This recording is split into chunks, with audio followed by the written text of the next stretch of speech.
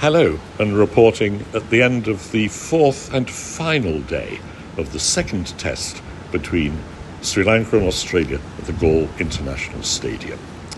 You'll recall that Sri Lanka ended the third day on 211 for 8 with their accomplished wicketkeeper batsman Kusal Mendis on 48 not out, but with not much to follow. Mendis reached his 50, but was then immediately out, and Sri Lanka eventually fell for 231.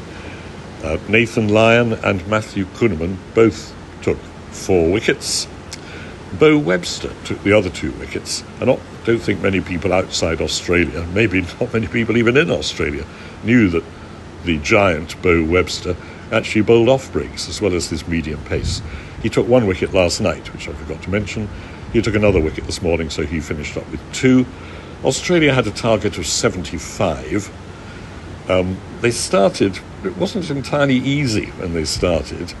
One was imagining that Travis Head would be anxious to get the whole thing over with as quickly as possible. But he started in some difficulty, beaten 3 times in an over by the previously innocuous Nishant Paris, who now began to look extraordinarily threatening. Head sort of hit himself out of trouble, but then was soon dismissed, caught behind by the left armour, Prabhat Jayasuriya. Now, this brought in Marnus Labuschagne. This is one of the wonderful things about cricket. You know, a team sport with such a focus on the individual. So you always get this almost like a game within a game. One couldn't help thinking that Labuschagne, sitting in the dressing room, must have been thinking, I hope I don't have to go in. A strange thing to think of somebody who is a professional batter, who a couple of years ago was officially the best batsman in the world, but has really struggled in recent months. He came in, and actually he batted pretty well. Hit a couple of lovely boundaries. He finished on 26 not out. The ever calm Usman Khawaja finished on 27 not out. So they got there by 9 wickets before lunch on the final day, or the fourth day. A nice touch at the very end. The former captain, Dinoth Karunaratne, playing in his 100th and final test, bowled the last over. So there we are. Another comprehensive win for Australia. Not quite as comprehensive as the first test, but even so. 2-0 Sri Lanka. I would say they didn't turn up, but it's such a shame that they can't do better at home. And it's the sort of result which will give ammunition to people good cricket people. I think of a good example is Graham Smith, the former South African captain. He's one of many people who take the view that in a few years' time, Test cricket will just be played by 4 or 5 countries. Of course, nothing new in history.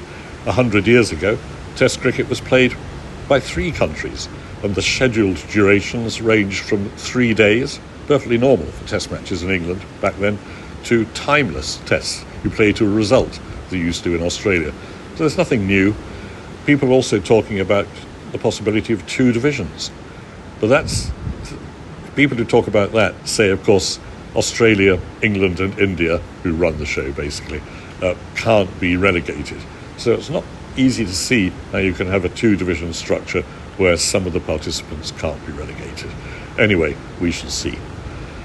Although the result was disappointing, it was a wonderful experience.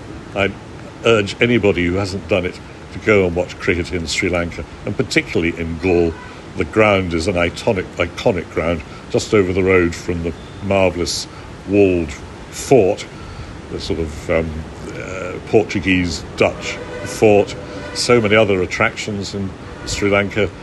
And the cricket is always entertaining. And those who are not familiar with the tropics probably don't realise what the players have to put up with in terms of heat and humidity.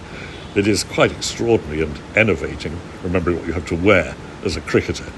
I remember the first match I watched in Sri Lanka was 24 years ago now, in, 2001, 2001? I'm never quite sure. But what was the date of the Battle of Hastings? I think that tells you what the answer to that little question is. A wonderful test match of the Sinhalese Sports Club in Colombo. On our England versus Sri Lanka, the third test of a three. It was 1-1. On the second day, we thought this game's going to go on forever. Then suddenly, as happens with cricket, everything changed. The game was all over in 3 days. It was a wonderful match. England won by about 5 wickets. There was heroic performance by the late Graham Thorpe, who got 100 in the first innings and 35 not out in the second. But the reason I'm mentioning this is that the match was really won, not by the spinners. I mean, in this game, the spinners did all the bowling, and they got all the wickets. Stark, I think, got 1 wicket.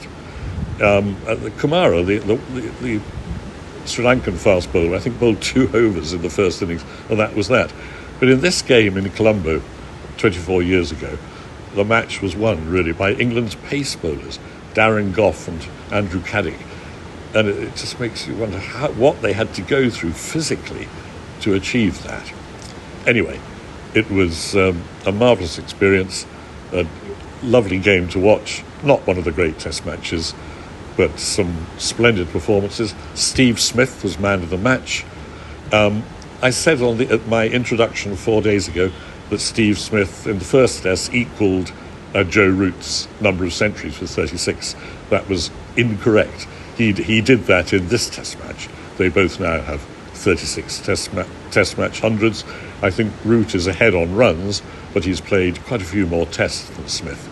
Smith remains quite an extraordinary player. It was a great experience. I hope you enjoyed the reports, and one day I will try and do this again. Bye.